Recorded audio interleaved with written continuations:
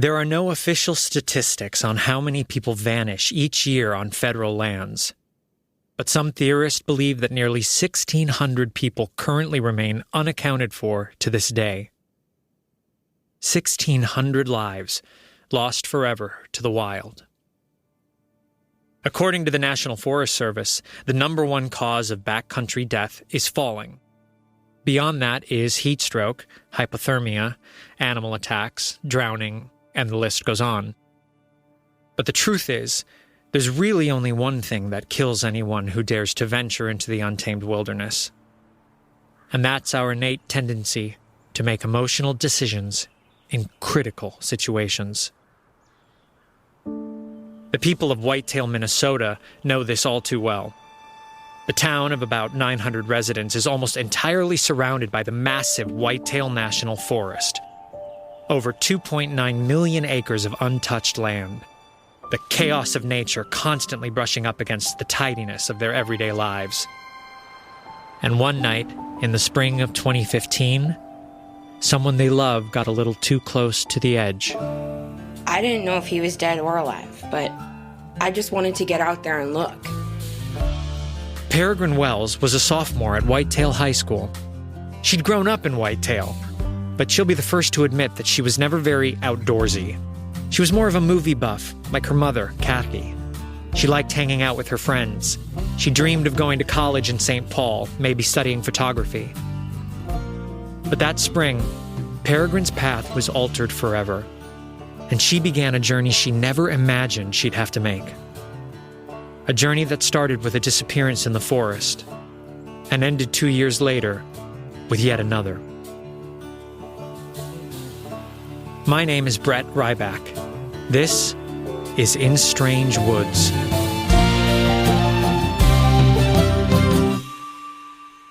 Chapter 1.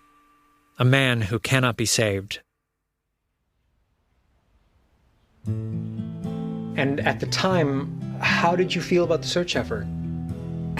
I hated how sure they all acted about everything, like they knew what Jacob would do or where he would go, but they didn't know anything. It was a snowy Sunday morning in late April 2015 when Peregrine walked into her brother's room to find it empty. This wasn't like him. There had been no calls, no texts. The last time she'd seen Jacob was Saturday afternoon. He rushed into her room for a last-minute assist with his bow tie. It was prom night. Once fully primped, the 18-year-old center on Whitetail High School's varsity hockey team left home to meet up with his buddies and their dates, leaving his sister behind for what she could only assume would be an unremarkable evening. But what she didn't know was, whenever there was alcohol around, Jacob always hit it pretty hard. That's Bobby Anderson, one of Jacob's best friends. They both brought flasks to prom. It's not like he was an alcoholic, but once the drinking started, he'd always take it a bit too far. Jacob wasn't known for causing trouble, but he'd been sneaking hits of liquor all night in the hotel ballroom where senior prom was held. You get all the kids, the noise, they're packed into this room. You know it's crazy, all the screaming. You just have to assume things are normal, unless you notice something's really wrong. That's Irene O'Connor, substitute teacher at Whitetail High, chaperone on the night when something went really wrong.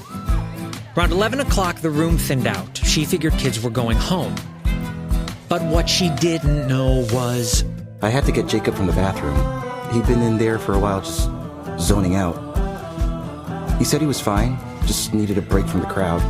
So we grabbed her stuff and left for the shack. The shack. The shack. The shack. Everybody goes to the shack. The Shack, an abandoned ranger station deep in the National Forest, the site of the unofficial after-party to the Whitetail Senior Prom. Did you know this? Did anyone tell you this? Our own vice principal knew that kids would leave his event to go and drink and smoke in the middle of the woods. Well, isn't that great? So Jacob and Bobby were on their way to the after-party at the Shack. They both had planned to meet their dates for a night in the Whitetail Forest. The last place Jacob Wells was seen, a speck amongst a million trees. The Shack is at least 1.5 miles past where the forest starts. There's no real trail, it's dark, it's dense, it's easy to get lost. They light a bonfire, they dance and drink, they sing some songs, and no one blinks when Jacob decides to turn around and walk back home alone. Because what they didn't know was... What happened out there when I let him walk back? When I let him walk back alone. When he found out his date wasn't coming to the shack. He said he'd rather go home. It's guesswork, it's messy, it's hard, and you can't predict how people will behave. These kids should have known not to play in the dark. If you stray from the trail, you are bound to get lost in the maze. That's Sheriff Neil Porter. He was new on the job when the call came in about a missing teenage boy. Jacob's mother, Kathy Wells, was on the other end of the line. I told the police what I knew, and I prayed it wasn't too late. You want to do more, but what can you do except wait and wait and wait? A mother's hope laid at their hands. The sheriff's team prepared their plans. At the time, all anyone knew was that Jacob never made it home after he left the shack. Ordinarily, the sheriff's department would have sent search parties out into the woods immediately, but it had been snowing non-stop since 3 a.m. the night of the prom. Here's Sheriff Porter again. We couldn't send out parties until the storm cleared. Too dangerous. Lost a lot of time right off the bat. Finally, 48 hours after Jacob was last seen, 4 search teams made up of county officials and Whitetail residents were assigned to scan an initial 3-mile radius. The forest is vast and varied. Any footprints were erased by a foot of snow. We tried to think like Jacob thought. Drunk, upset, and alone, where would he go?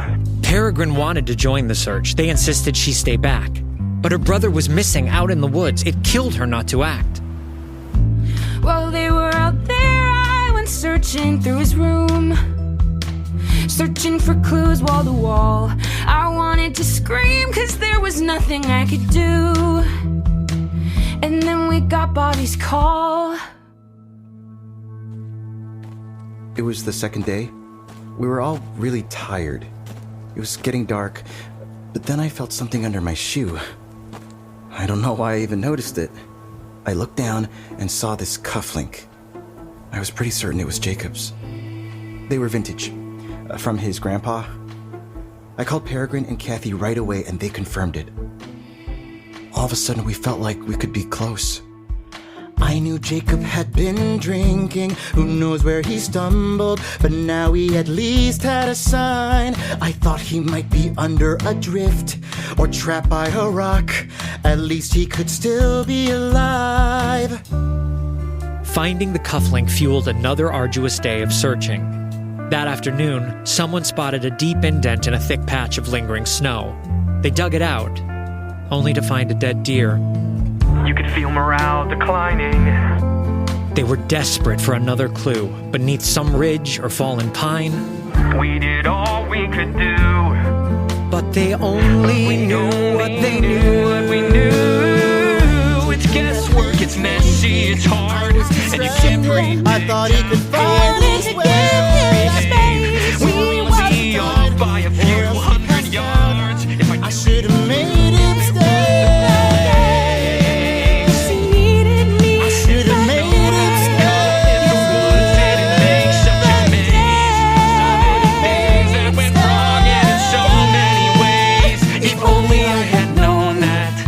Over those 4 frost-bitten days, the search teams had grown smaller and smaller.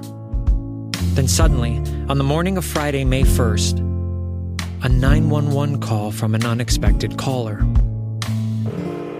911, what's your emergency? Yeah, I found the boy. The missing boy. What boy, sir? The Wells boy. I found his body.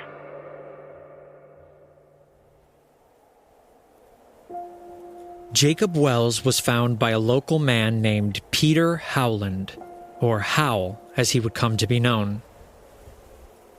Howland lived sequestered on a sprawling 190-acre lot that butted up against the southwest edge of the National Forest. He discovered Jacob's body on his property while making a routine perimeter hike. It was less than a mile away from where the search parties had been looking. The return of warm temperatures had melted the snow, revealing Jacob's final struggle. It seems that in his lost, inebriated state, Jacob wandered in circles, likely for many hours.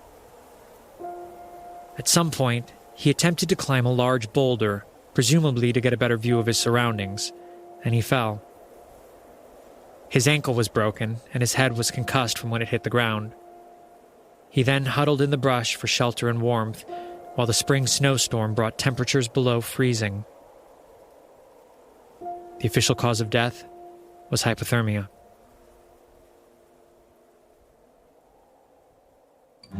Vigils were planned.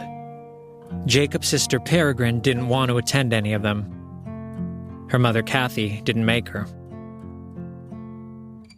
I remember thinking, I don't know how we're going to get through this.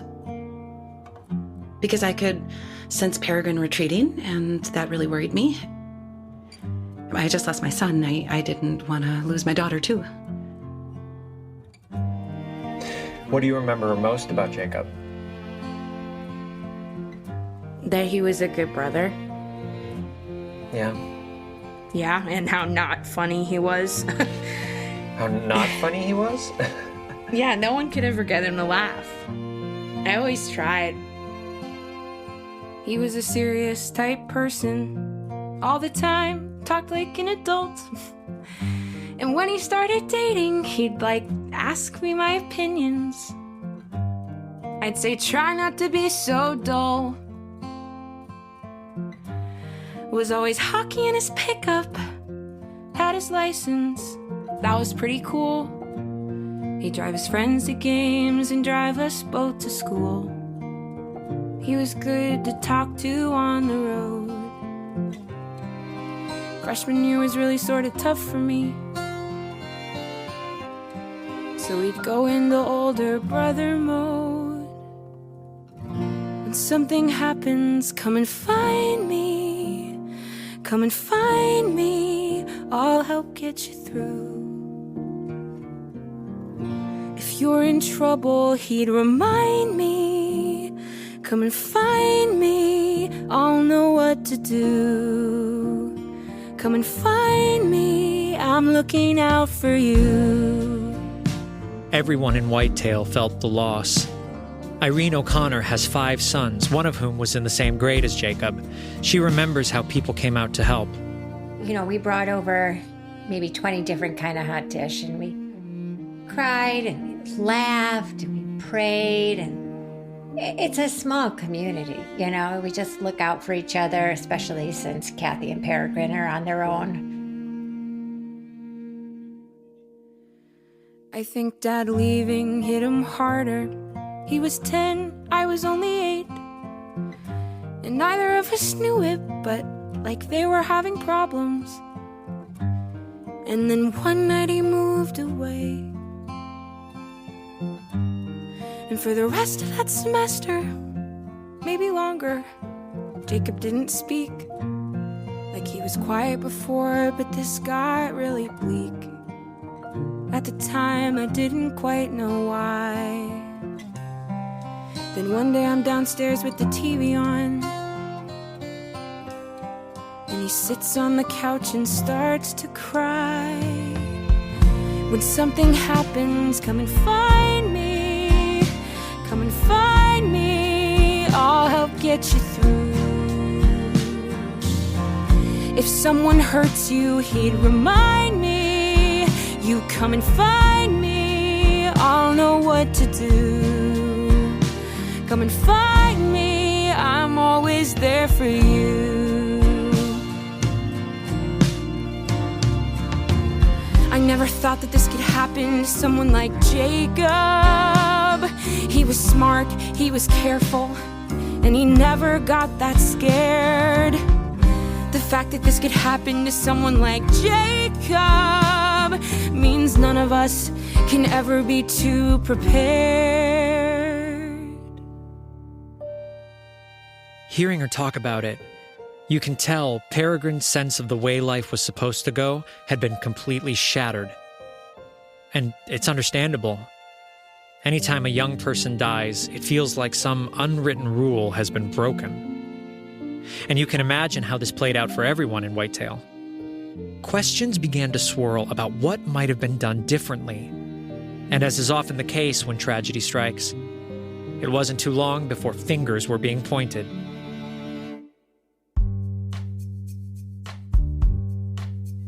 Porter acts like he's some big deal because he patrolled Kansas City for 10 years, like I'm impressed. He doesn't understand this community like the real folks who live and work here. Donald Van Kalkar is a local business owner and the cousin of Kathy Wells by marriage. Peregrine calls him Uncle Donald. His company, Van Kalkar Snow and Motorsports, is one of the most successful businesses in town. He donated snowmobiles for the search effort. I gave them a very good deal. Everyone knows Donald. And everyone knows how he was outspokenly critical of the way Sheriff Porter handled the search. There were a lot of opinions being thrown around, as I can recall. But look, we tried to do the best we could with the information we had. But when you've got kids out drinking and driving, nobody's paying attention. I mean, where's the parenting? If it wasn't the sheriff's department or parenting problems, then technology was to blame, distracting the kids, leaving them vulnerable. As a substitute teacher and mother of 5, Irene O'Connor sees this firsthand. It's just the hardest part of the job, trying to get them to put those phones down. How they're supposed to learn about anything, I don't know. They're just obsessed. Irene was washing dishes while we talked. It was generally difficult to get her to sit still for interviews. And then there was her husband, Declan. Hey, Seamus is the worst. Tell him about that. Oh, yeah, sure. So Seamus, he's our second boy. He got into a car accident because of the texting. Yeah, our insurance went through the roof. Declan wouldn't agree to a formal interview, but instead opted to shout commentary from the other room. Thankfully, I was at least able to get him to turn down the football game. Look, they got their eyes to the ground all the time. There's just no sense of what's going on around them. It's a disaster waiting to happen. You get down to the bottom of things, and you start to wonder if this could have been prevented. And as far as the students at Whitetail High were concerned, nobody was asking their opinions. We depend on all these adults to, protect us, but, they're not protecting us. They overprotect us. Yeah, they're overprotecting us. They treat us like babies until one day it's too late. That's Peregrine's cousin, John Francis, and her best friend, Lexi. So then it's up to us, I guess, which is sad, but, that's how it is. I'll probably always think about it. What if, what could I have done? Mom keeps saying nothing, that these accidents just happen. But that's not enough. If Jacob knew about surviving or else camping, even hunting deer, if Dad had done his job, maybe Jacob would be here.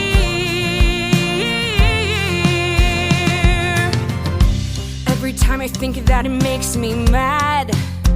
'Cause now I have to wrestle with this fear. When something happens, who will find me? Who will find me if I'm somewhere left for dead?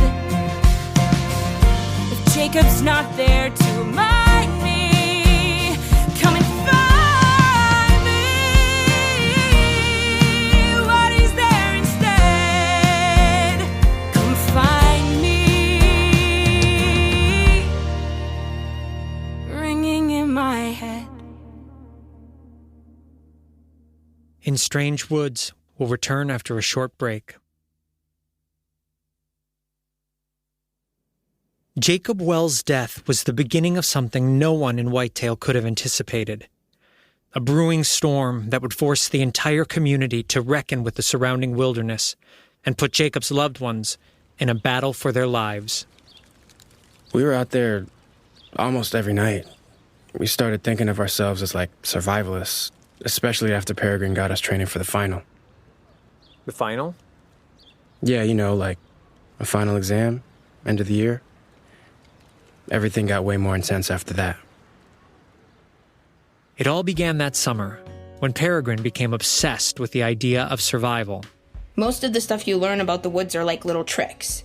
Like moss grows on the north side of a tree or whatever. Stuff that's not really helpful and sometimes not even true.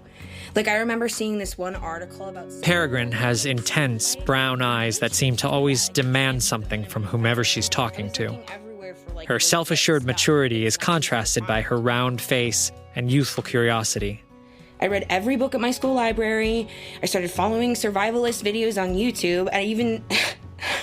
I took this awful class at that the Forest Service provided. It was literally me and 10 fourth graders. None of it offered the relief she sought.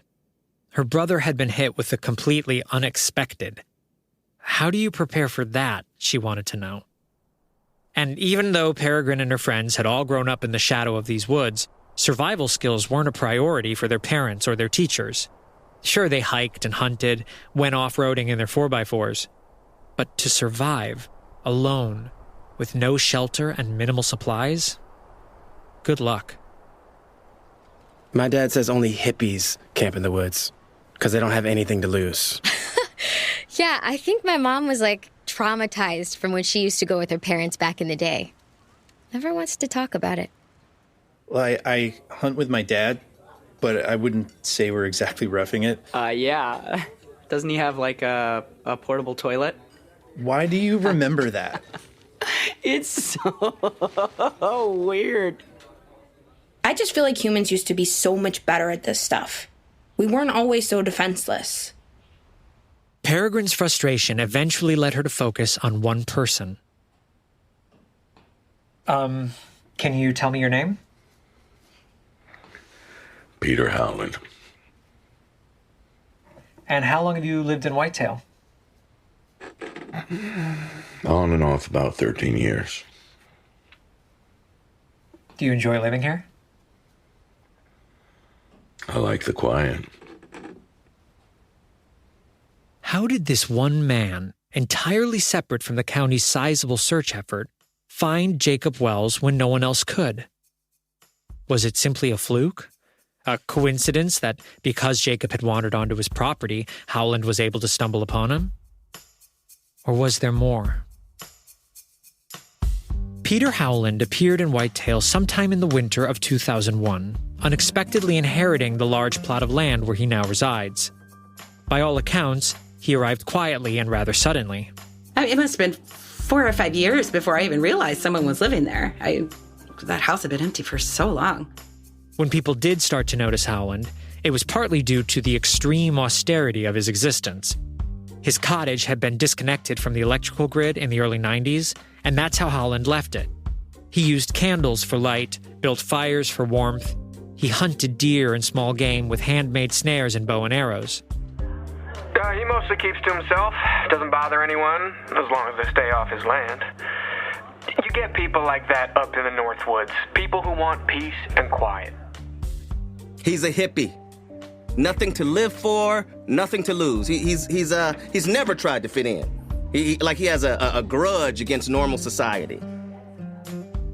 Howland didn't own a vehicle, which meant that on the few occasions when he went into town, some 10 miles away, he walked. It was on one of these trips that Peregrine got her first good look at the man who found her brother. His stout build, his long hair and grizzled beard. He'd been in the pick and save before, but, I never really paid attention to him. But that summer, he came in, and Lexi was working the registers. Lexi and Peregrine have been friends since 2nd grade. They both work at the grocery store. And we noticed that he was buying all these cans. Beans and chicken and corn, 3 or 4 bags of cans. And then he would go outside and he'd put them in his little wagon and then walk back to his house. And I thought, wow, because he didn't own a truck or anything, so he had to walk, and he's older. Peregrine said she felt bad that he had to walk all that way just to get groceries, so she arranged to make deliveries for him. To Peregrine, Hal wasn't just some recluse in the woods. He was the one person who brought an end to the search for her brother when no one else could. She wanted to help him, to thank him, and she had a feeling that he knew things. things that nobody else did. So once a month, she would get a grocery list from Howell. Then, after her shift, she'd drive the groceries back to his house. In time, their initial awkward small talk gave way to more meaningful conversations. What do you think that was about, her reaching out to him? I don't know, I think she had questions and that he could answer them. What kind of questions? How did he find Jacob? I mean, I certainly wondered that. When I interviewed Howell about it, he said he knew that the town had been searching for someone. His property was right there, right where all the search parties had been looking. So when he made his rounds that Thursday morning, he suspected he might find something. It's always the smell.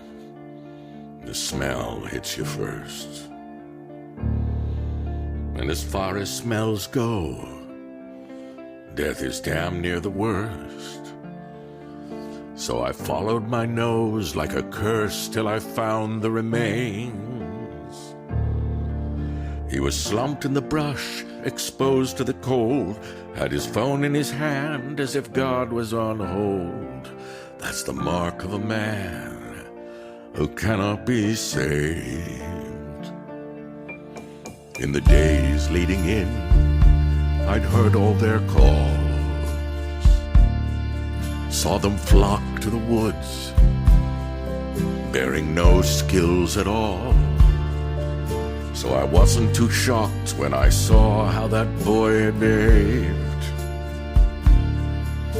He had never been taught, never learned to survive, didn't make any plan, left his wounds open wide. That's the mark of a man who cannot be saved. Howell's frank objectivity could be jarring at times, but Peregrine was drawn to his point of view. After a few months of delivering groceries, she eventually asked him to teach her certain skills: how to use a bow and arrow, how to chop wood, how to make a snare. Her once-a-month visits became twice a month. She was learning and enjoying it. Did it ever concern you that she was spending so much time with this man? No. No, as long as she's doing her schoolwork and she has her job, her free time is hers. You weren't concerned about her safety? Her safety?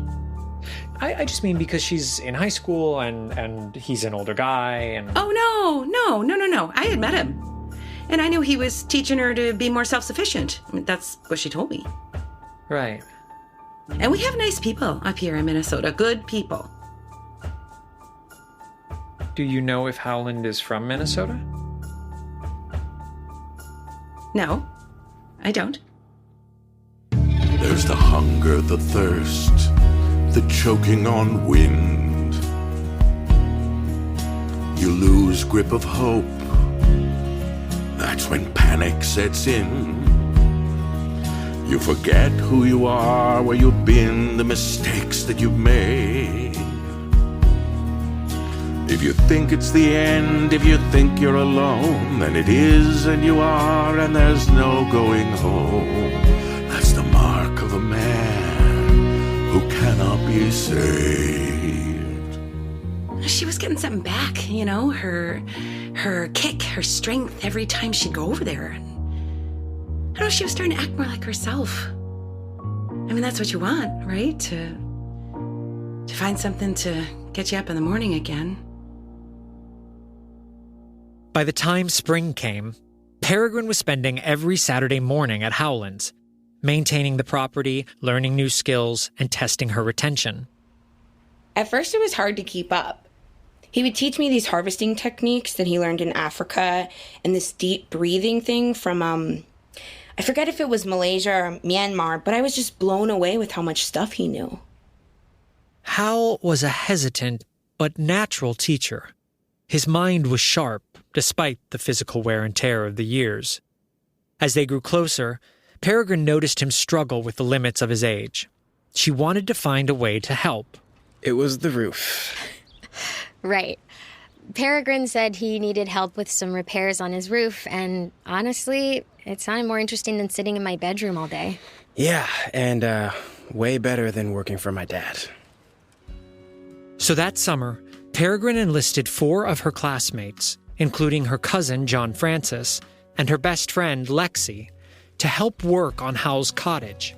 It was a little weird at first, I guess, but he definitely needed the help. I think he was impressed that we actually cared about doing a good job. Yeah, and Peregrine, it obviously meant a lot to her that we were there.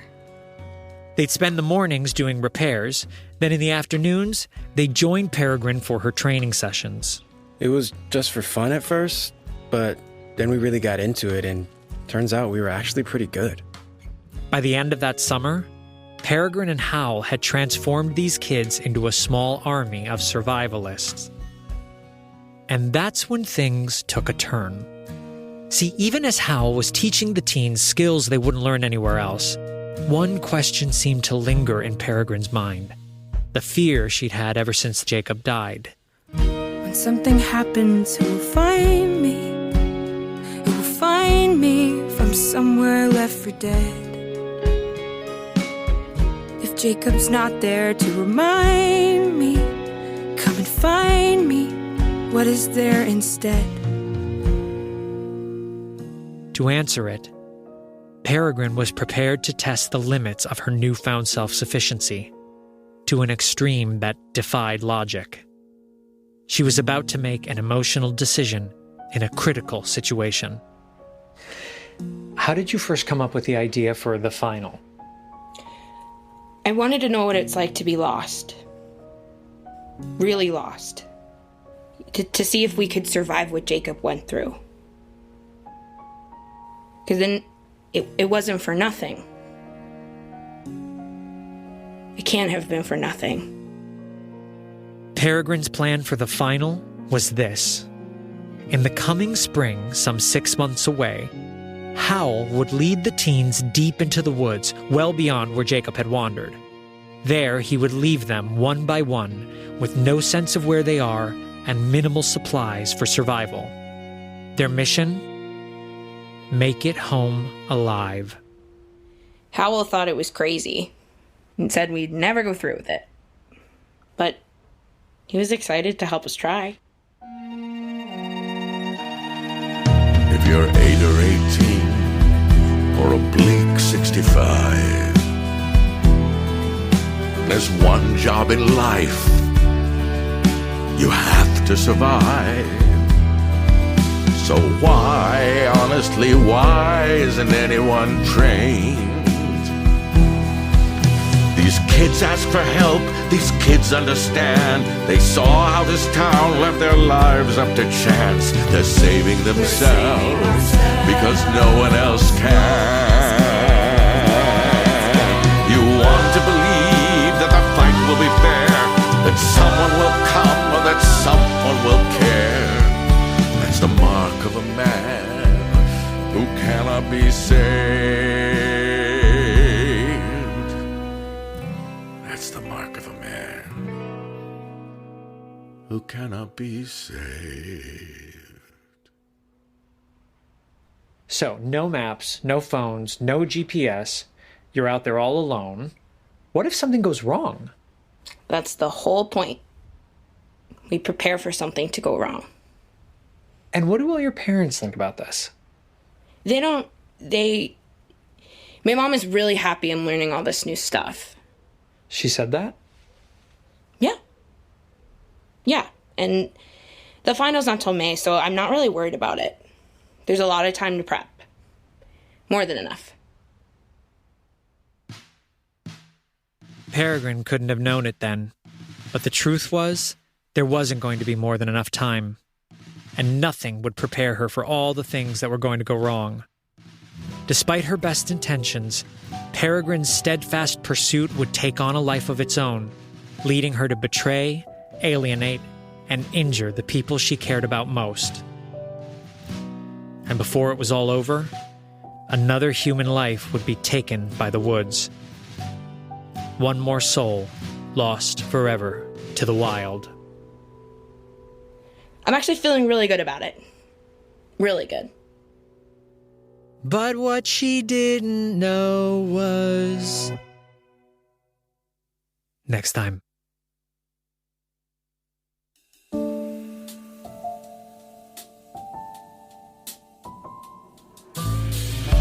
In Strange Woods is a production of Atypical Artists. The series was created and written by Jeff Luppino-Esposito, Brett Ryback, and Matt Zav. The series was directed by Jeff Luppino-Esposito, music produced by Matt Zav and Evan Cunningham, and sound designed by Brandon Grugel and Steven Jensen. In Strange Woods is executive produced by Matt Zav, Brett Ryback, Jeff Luppino-Esposito, Lauren Shippen, and Briggon Snow. For more information about the cast and crew, please visit instrangewoods.com.